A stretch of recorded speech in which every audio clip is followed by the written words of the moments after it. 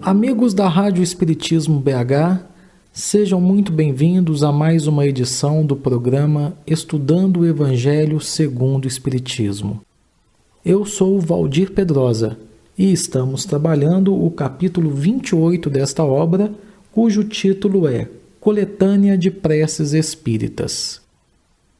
No programa anterior, estudamos a interpretação de Allan Kardec para os 7 versos da oração dominical, ou oração do Senhor, ou ainda oração do Pai Nosso.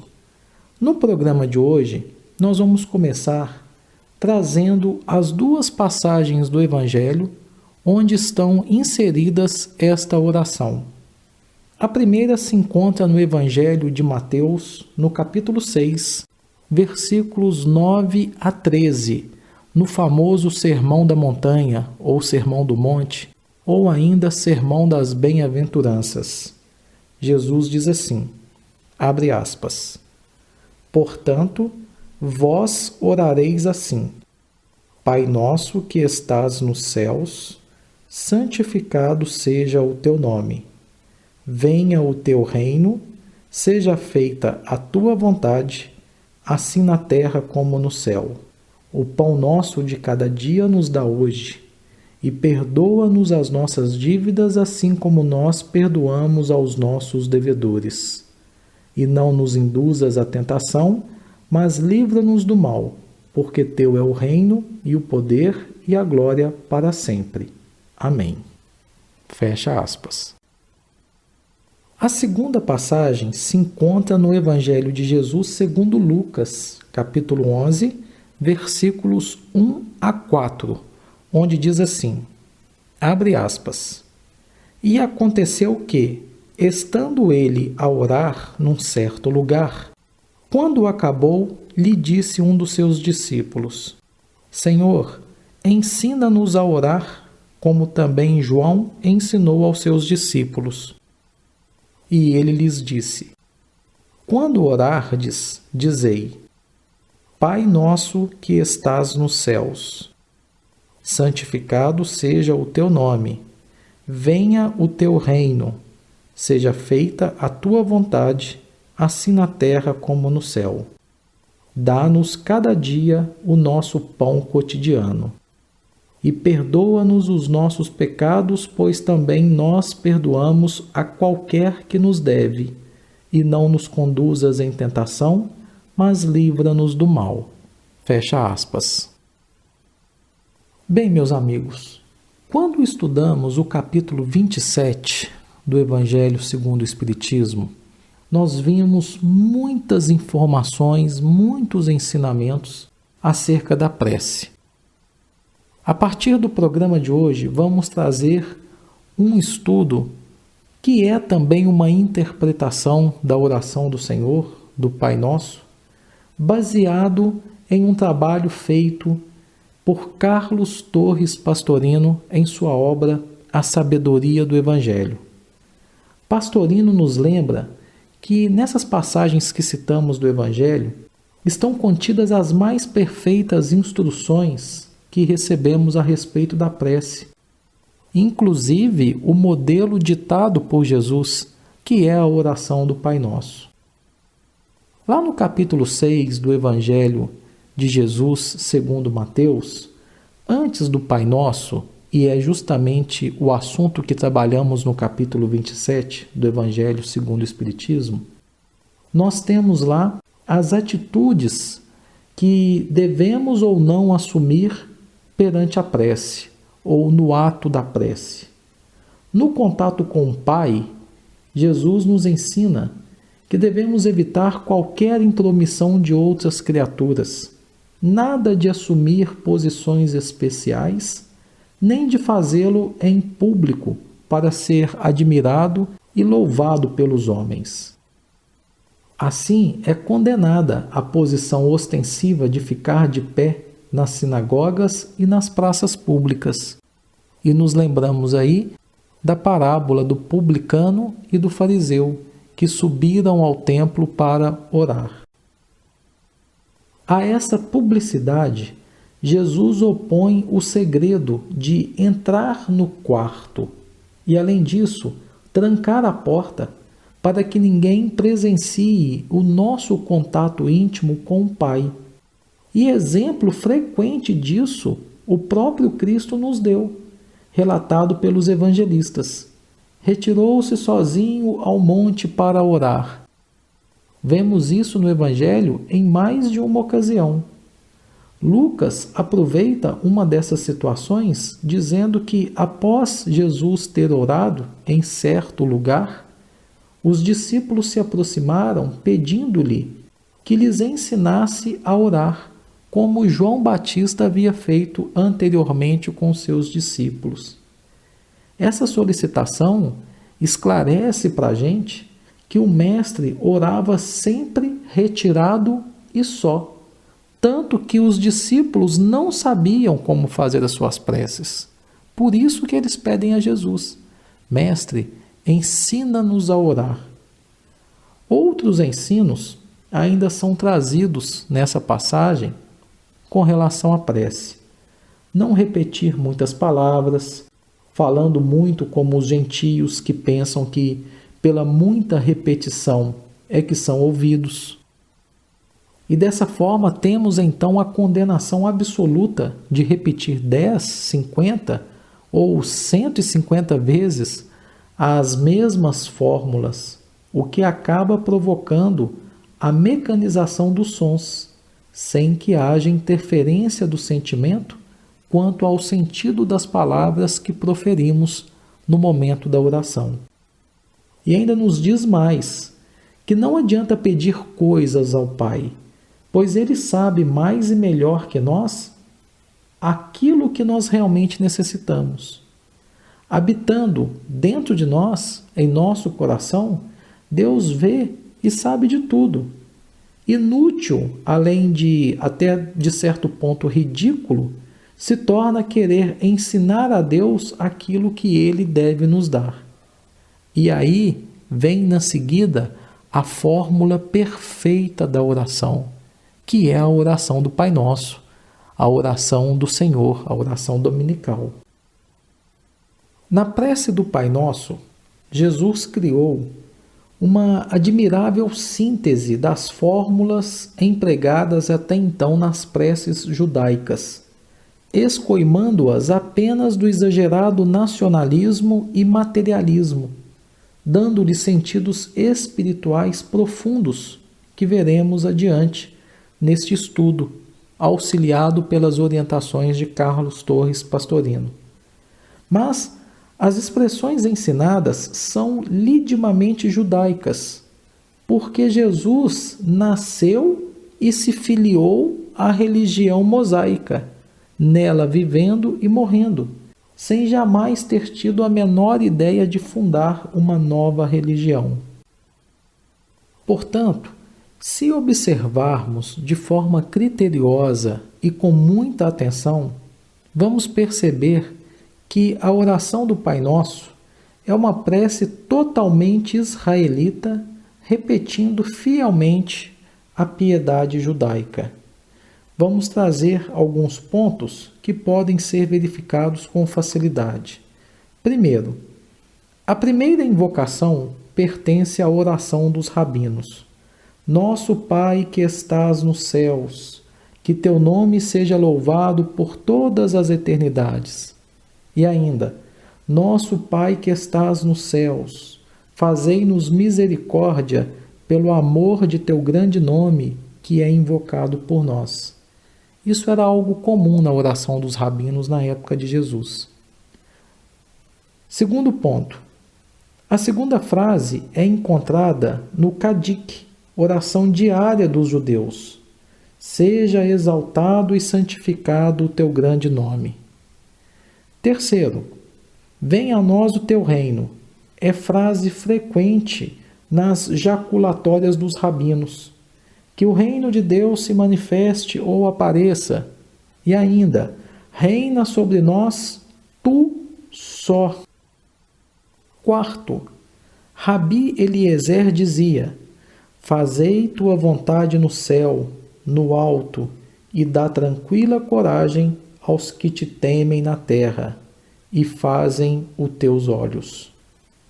Quinto, não me des pobreza nem riqueza, dá-me o pão necessário. Isso nós lemos lá no livro de Provérbios. E o Targum ainda parafraseia dizendo: dá-me o pão que me baste. Sexto ponto, perdoa-nos, nosso Pai, porque pecamos contra ti. Está na sexta bênção do Shemoneh Esrei e também em Albina Malkenu, de que Rabi Akiba diz no início: nosso Pai, nosso Rei, perdoa e resgata todas as nossas faltas. Sétimo, perdoa ao próximo sua injustiça, e então, se orares, teus erros serão perdoados. Isso também nós encontramos no livro de Eclesiástico. Oitavo ponto. Na oração da noite, encontramos: não nos conduzas ao poder do erro, nem ao poder da tentação, nem ao poder da traição. E por fim, o nono item. Nos escritos chamados Beracot se encontra: seja feita tua vontade, Javé, nosso Deus e nosso Pai. Salva-nos do homem mau, do mau encontro, da força má, do mau companheiro, do mau vizinho, do adversário corruptor, do julgamento rigoroso, dos maus adversários do tribunal. Bem, agora vamos ver quanto à divisão do Pai Nosso em versos. Assim como Allan Kardec, Carlos Torres Pastorino também divide a oração em 7 versos, com algumas pequenas diferenças em relação à forma feita pelo codificador. Mas nós vamos ver que a essência é praticamente a mesma. E aí vamos complementando as informações para o nosso estudo. O Pai Nosso consta, na verdade, de uma invocação seguida de 3 pedidos espirituais e de 4 solicitações a respeito das necessidades do homem encarnado, do homem que vive na matéria. Vamos ver a invocação. Jesus não manda dirigir-nos a Deus como Criador, nem como Rei, nem como Deus, mas como Pai, e mesmo assim, Pai de todas as criaturas. Pai é a mais carinhosa atribuição divina e já era usada diariamente na época de Jesus pelos israelitas, sobretudo nas bênçãos. A expressão que estás nos céus era também usual naquela época, como sequência natural da invocação. Pastorino nos informa que essas palavras, tanto em hebraico quanto em grego, expressam a atmosfera que envolve a Terra e jamais um lugar geográfico específico. Portanto, para dar ideia precisa dessas palavras, já que céus foi semanticamente alterado em seu sentido etimológico, deveríamos dizer mais ou menos assim: nosso Pai que estás no ar que nos circunda, impregna e vivifica pela respiração. Vejam que interessante. Mas vamos agora às petições. Primeira petição: seja santificado teu nome. O nome é usado como expressão da essência, como a manifestação externa da substância última. Refere-se, pois, o pedido ao mundo, e mais particularmente às criaturas que, sendo a manifestação divina em nosso globo terrestre, expressam o seu nome, o nome de Deus. A petição, portanto, revela o voto de que todas as criaturas se santifiquem, quer dizer, se tornem sadias, tanto do ponto de vista físico, moral, quanto espiritual também, para que o nome de nosso Pai seja santificado em nós. Assim como um filho diria a seu pai, que possa eu honrar com meu comportamento o teu nome usado por mim. Com efeito, sendo nós filhos de Deus, trazemos em nós seu nome, o nome do Pai, do Criador, e santificando-nos, o santificamos. Gregório de Nissa dizia que com as boas obras levamos os homens a glorificar a Deus. Segunda petição: venha o teu reino. Exprime o desejo ardente de que o mundo se coloque sob o reinado do Pai, do Espírito, e não sob o reinado da matéria, ou, como consta na Bíblia, sob o reinado de Satanás. Que as criaturas se submetam ao Pai, que sabe governar sua casa com justiça, misericórdia e amor. Alguns dos considerados pais da Igreja atribuíam a esse pedido o caráter escatológico, como Tertuliano, Cipriano e o próprio Agostinho. Terceira petição: seja feita tua vontade na terra, como é ela feita nos céus. Essa petição falta no Evangelho de Jesus segundo Lucas, mas consta no de Mateus. Manifesta a aspiração firme de que saibamos conformar-nos à vontade do Pai, obedecendo-lhe às ordens, que são as circunstâncias que surgem sem nossa interferência na vida, obedecendo a essas ordens com amor, ao invés de pretender fazer prevalecer a nossa vontade pequena, caprichosa e, sobretudo, ignorante de nossa verdadeira vantagem no que nos concerne. Quarta petição, meus amigos: dá-nos hoje o pão sobressubstancial.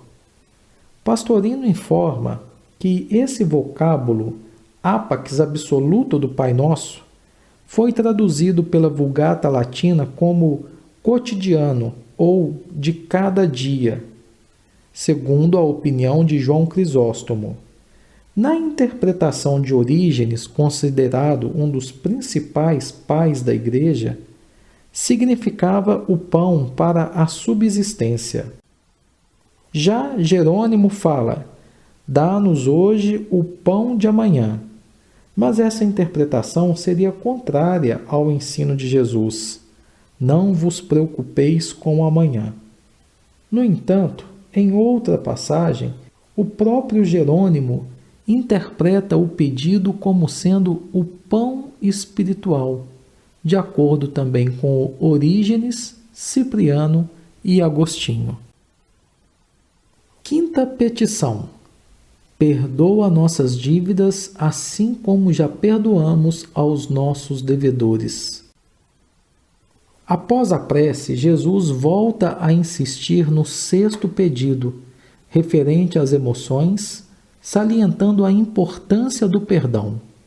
Essa repetição explicativa na sublime lição da prece vem esclarecer que a condição do perdão é indispensável à libertação do espírito.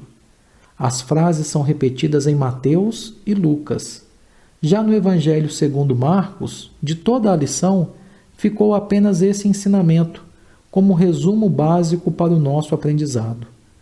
Assim como se quisesse dizer que, se soubermos perdoar realmente, nada mais é preciso fazer, pois fazendo as pazes com os outros, podemos conseguir a paz de Deus.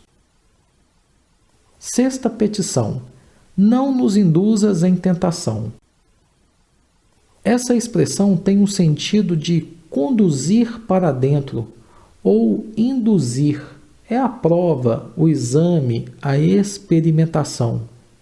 pedido de socorro que fazemos para que não sejamos colocados em situações perigosas que nos experimentem as forças, pois tememos sucumbir, já que conhecemos nossas fraquezas. Suplicamos então à misericórdia do Pai que nos poupe as experimentações que talvez nos levem à derrota. Tentação, pois, não é o pecado, mas a prova. Segundo Tiago, as provações são úteis à evolução. Essa opinião é de que Deus não nos leva ao mal, embora nos submeta à prova. E este é o entendimento tanto de Tiago quanto de Agostinho e também de Hilário. E por fim, meus amigos, nós temos a 7ª petição: mas livra-nos do mal. Aqui temos uma interpretação interessante de Pastorino. Ele lembra que, como sequência do versículo anterior, que fala em provações, e como consequência do ensino de Jesus, não resistais ao homem mau, nós podemos compreender-se que aqui, mas livra-nos do mal, pode tratar-se inclusive do mal com U, contrário de bom. Com efeito, salienta Pastorino, desde que não podemos nem defender-nos quando um homem mau nos ataca, ainda que nos mate, tal como Jesus o fez, que não levantou um dedo sequer em defesa própria quando foi assassinado, dando o exemplo vivo de quem ensinou. E como sabemos que não temos ainda capacidade de agir assim como Jesus agiu, então é melhor pedirmos que Deus nos salve desses encontros com homens maus. Essas são interpretações baseadas nos ensinamentos de Carlos Torres Pastorino.